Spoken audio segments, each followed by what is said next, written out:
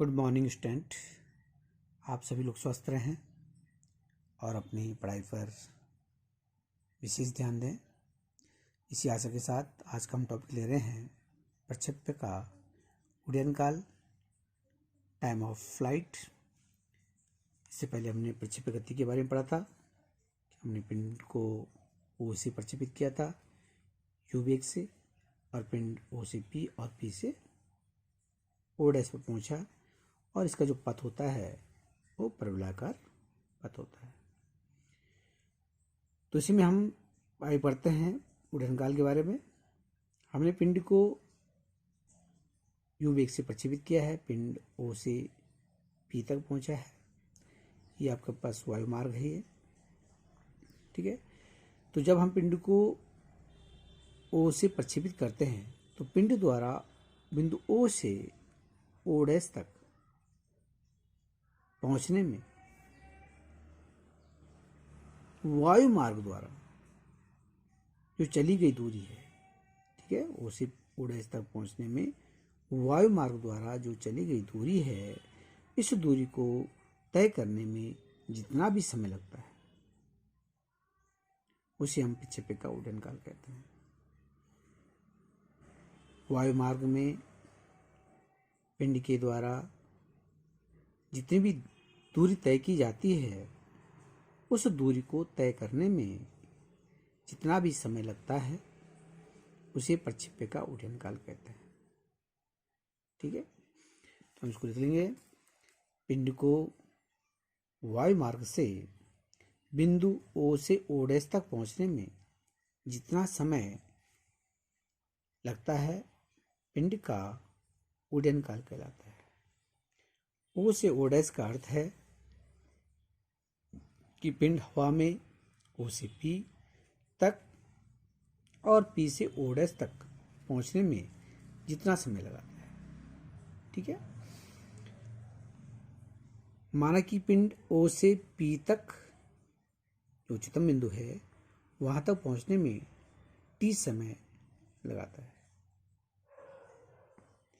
ये आपके पास ऊर्ध्वाधर वेग है। तो यहाँ पर गति का हम प्रथम समीकरण लेंगे, उसका हम यहाँ पर प्रयोग करेंगे, और उसके द्वारा हम यहाँ पर ओ से पी तक जाने में जो समय टी लगा हुआ है इसका हम मान ज्ञात करेंगे, ठीक है। तो लिख लेते हैं यहाँ पर, माना पिंड को महत्तम ऊंचाई ओ से पी तक पहुंचने में टी समय लगता है, तथा बिंदु पी पर पिंड का वेग भी वाई 0 होगा। बिंदु पी पर जैसे हमने आपको बताया कि क्षण भर के लिए पिंड यहाँ पर रुकता है, तो उस तब समय उसका जो अंतिम वेग होगा भी वाई क्या हो जाता है, 0 हो जाता है, क्योंकि पिंड महत्तम बिंदु पी पर अत्यंत सूक्ष्म समय के लिए ठहरेगा। अतः गति के प्रथम समीकरण v बराबर u प्लस AT से हम लेते हैं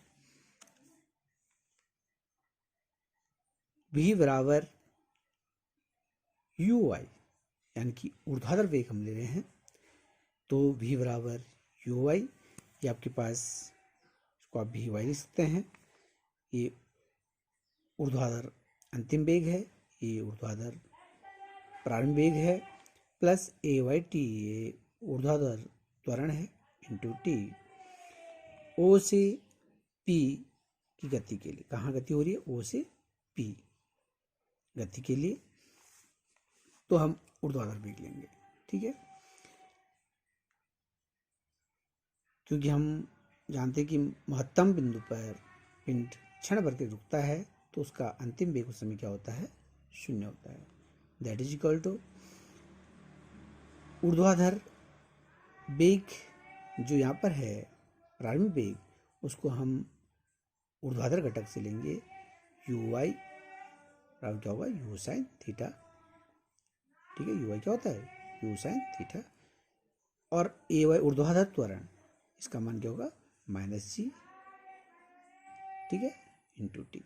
टी क्या है, जो समय लग रहा है ओ से पी तक पहुंचने में, माइनस जी टी को पक्षांतर कर दीजिए इधर को, तो जी टी बराबर यू साइन थीटा और यहाँ से टी का मान निकालेंगे, टी बराबर यू साइन थीटा अपॉन जी। यहाँ पे आप लिख सकते हैं चूंकि यू वाई बराबर जो ऊर्ध्वाधर वेग है यानी ऊर्ध्वाधर घटक जिसे हम कहते हैं बराबर क्या है, यू साइन थीटा, तथा ऊर्ध्वाधर जो त्वरण होगा उसका मान कितना है, माइनस जी। हम प्रक्षेप्य गति में पढ़ चुके हैं। तो देखिए यहाँ पर पिंड ओ से पी तक जाने में कितना समय लगाता है, टी बराबर यू साइन थीटा अपॉन जी। ओ से पी तक जाने में पिंड द्वारा जो लगाया गया समय है उतना ही समय पिंड पी से ओ डैश तक आने में लगाता है। जितना समय पिंड ओ से पी तक जाने में लगाता है उतना ही समय पिंड क्या करता है, पी से ओ डैश तक आने में लगाता है। तो यहाँ पर भी टी समय लगेगा। तो हमने कुल समय निकालना है जितना जो है ये वायु में ओ से ओ डैश तक आने में जो है वायु मार्ग के द्वारा जितना भी यहाँ पर समय लगा है उसको हमें निकालना है। तो हम इस दोनों को क्या कर देंगे, ओ से पी तक जाने में और पी से ओ डैश तक जाने में जो समय लगता है उन दोनों को जोड़ देंगे। तो इस प्रकार से आपके पास प्रक्षेप्य का काल निकल जाएगा, टी बराबर यह समय पिंड को ओ से पी तक, पी से पहुंचने में लगता है, अतः पिंड को ओ से ओ डैश तक पहुंचने में लगा समय, जो वायु मार्ग के द्वारा पिंड को ओ से ओ डैश तक पहुंचने में जो समय लगा है तो क्या हो जाएगा, डबल हो जाएगा टी का, टी बराबर 2 इंटू टी। जो हमने टी निकाला ओ से पी तक उतना ही पी से ओ डैश तक हो गया है, तो इसको 2 गुना कर देंगे तो टी बराबर हो जाएगा 2 इंटू टी। टी बराबर टी का मान रख दीजिए यहाँ पर से, तो ये आपके पास आएगा 2u sine theta upon g. तो ये आपके पास उत्तर आ गया है प्रक्षेप्य का गुणन काल। ठीक है, अगला टॉपिक है प्रक्षेप्य की महत्तम ऊंचाई। जैसे हमने आपको बताया कि पृथ्वी से वायु में पिंड के द्वारा जो अधिकतम ऊंचाई तय की जाती है आकाश में, पृथ्वी से आकाश की तरफ जब हम जिस बिंदु से हम प्रक्षेपित करते हैं पिंड जाएगा और एक अधिकतम ऊंचाई तक पहुंचेगा, तो अधिकतम जो ऊंचाई होती है उसे हम क्या कहते हैं, महत्तम ऊंचाई कहते हैं। ठीक, जहाँ पर पिंड का जो अंतिम वेग होता है उसका मान क्या होता है, 0 होता है, वी का मान 0 होता है। तो पी से हम लंबवत ओ डैश पर लंब डालते हैं तो एल पर मिलता है, बिंदु एल पर मिलता है। तो पी एल यहाँ पर क्या है, ये अधिकतम ऊंचाई होती है पिंड के द्वारा तय की गई, और इसको हम स्मॉल एच या कैपिटल एच के द्वारा प्रदर्शित करते हैं। ठीक है, और इसको निकालने के लिए हम क्या कर लेंगे, गति के तृतीय समीकरण का यहाँ पर उपयोग में लाएंगे। ठीक है, तो देखिए पिंड प्रक्षेपण बिंदु से आकाश की ओर जितनी अधिकतम ऊंचाई तक जाता है उस बिंदु P तक की ऊंचाई को महत्तम ऊंचाई कहते हैं। इसे स्मॉल एच या कैपिटल एच से प्रदर्शित करते हैं। माना PL बराबर H तथा P पर वेग बराबर 0। ठीक है, P बिंदु पर क्या होगा, पिंड क्षण भर के रुकेगा, तो उस समय जो है जो पिंड का वेग होगा वो क्या होगा, 0 होगा। तो गति के तृतीय समीकरण से हम यहाँ पर मिलाते हैं। तो तृतीय समीकरण आपके पास है बी स्क्वायर बराबर यू स्क्वायर प्लस 2as। तो हम ले लेंगे वी वाई का स्क्वायर, क्योंकि ये ऊर्ध्वाधर दिशा में है, वी वाई का स्क्वायर बराबर ऊर्ध्वाधर दिशा में जो वेग होगा यानी कि ऊर्ध्वाधर घटक यू वाई का स्क्वायर प्लस 2ay ऊर्ध्वाधर दिशा में जो त्वरण है उसका मान ay हो गया है, इंटू एस जो दूरी है, मान रख दीजिए, वी वाई का मान रखिए तो 0 हो गया है, बराबर यू वाई का मान यानी कि ऊर्ध्वाधर घटक यू वाई का मान यू साइन थीटा का होल वर्ग, ए वाई का मान माइनस जी, माइनस आएगा -2GH। इसको पक्षांतर कीजिए इधर को, तो 2GH that is equal to u square sine square theta, और इसे एच का मान निकल जाएगा, एच बराबर u square sine square theta upon 2G। तो ये प्रक्षेपी की महत्तम ऊंचाई का सूत्र है, जिसे आप क्या निकाल सकते हैं, प्रक्षेपी की महत्तम ऊंचाई ज्ञात कर सकते हैं। अगला टॉपिक है प्रक्षेप्य का व्यास, रेंज ऑफ प्रोजेक्टाइल। तो देखिए यहाँ पर पिंड O से P तक गया, P से O डैश पर आया। तो इस प्रकार से क्षैतिज दिशा में पिंड ने O से O डैश तक जो दूरी तय की है उसे हम प्रक्षेप्य का प्रयास करते हैं। पिंड के द्वारा क्षैतिज दिशा में तय की गई जो रास्ते की लंबाई है या जो दूरी है उसे हम प्रक्षेप्य का प्रयास कहते हैं। इसे कैपिटल R के द्वारा प्रदर्शित करते हैं। यहाँ पर क्षैतिज जो वेग होगा वो क्या होगा, ux के बराबर होगा, यानी कि क्षैतिज घटक, और क्षैतिज जो त्वरण है उसका मान कितना है, 0 है। तो हम इसको लिखेंगे, पिंड द्वारा क्षैतिज दिशा में O से O डैश तक तय की गई क्षैतिज दूरी को प्रक्षेप्य का प्रयास कहते हैं। गति के द्वितीय समीकरण s बराबर ut प्लस 1/2 AT का स्क्वायर से इसका यहाँ पर प्रयोग करेंगे। u क्षैतिज दिशा में वेग लेंगे, a क्षैतिज दिशा में त्वरण लेंगे। तो इसको हम लिख सकते हैं s बराबर uxt प्लस हाफ axt का स्क्वायर, s बराबर r रखेंगे क्षैतिज प्रयास, ux बराबर u cos थीटा, ax बराबर 0 रखने पर r बराबर u cos theta into T plus half into 0 into T का स्क्वायर। ये वाला पोर्शन 0 हो जाएगा क्योंकि 0 से मल्टीप्लाई यहाँ पर। अब यह बचा r बराबर u cos theta into T, small T के स्थान पर यहाँ पर कैपिटल टी हम प्रयोग में लाएंगे। टी बराबर क्या रखेंगे, टी बराबर capital T.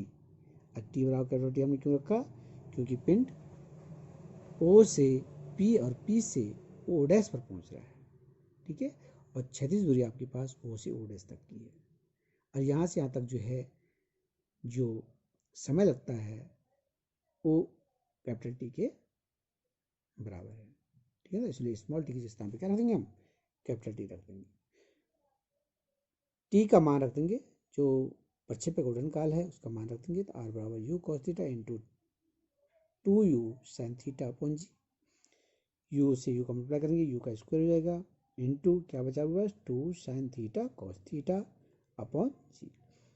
2 sine theta cos theta ये आपके पास फॉर्मूला है साइन 2 थीटा का, तो इसके स्थान पर रख देंगे हम साइन 2 थीटा। तो इस प्रकार से आपके पास आएगा ये r बराबर u square sine 2 theta upon जी।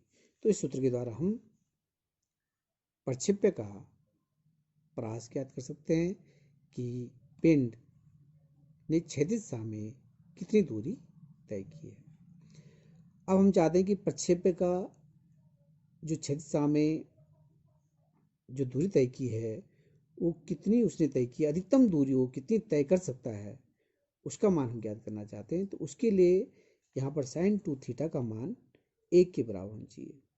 यदि साइन 2 थीटा का मान 1 के बराबर हो जाएगा तो उस अवस्था में पिंड क्षैतिज दिशा में अधिकतम दूरी तय करेगा, यानी कि क्षैतिज प्रयास जो है अधिकतम होगा। तो प्रक्षेप्य के अधिकतम मान के लिए साइन 2 थीटा का मान कितना होना चाहिए, 1 के बराबर होना चाहिए। 1 किसका मान होता है साइन में, 90 का होता है, तो यहाँ पे साइन 90 लिख देंगे, साइन से साइन हट जाएगा, 2 theta that is equal to 90 अंश, और थीटा बराबर 90/2, थीटा बराबर 45 डिग्री। यानी कि यदि हम पिंड को 45 डिग्री के कोण पर प्रक्षेपित करते हैं, 45 डिग्री के कोण पर प्रक्षेपित करते हैं, तो पिंड अधिकतम प्रयास प्राप्त करेगा या अधिकतम दूर तक पिंड जाएगा। और इसका जो प्रयोग है गोला फेंकने में, भाला फेंकने में या गेंद फेंकने में आदि में जो खिलाड़ी अधिकतम दूरी प्राप्त करने के लिए करते हैं। खिलाड़ी को भाला, गोला या प्रक्षेप्य गति करने वाले सभी पिंडों को थीटा बराबर 45 डिग्री पर फेंकने का प्रयास करता है, जिससे वह अधिकतम प्रयास प्राप्त करता है और अधिकतम दूरी तय कर सकता है। तो इस प्रकार से हम यहाँ पर अधिकतम प्रयास प्राप्त करने के लिए पिंड को 45 डिग्री के कोण पर प्रक्षेपित करना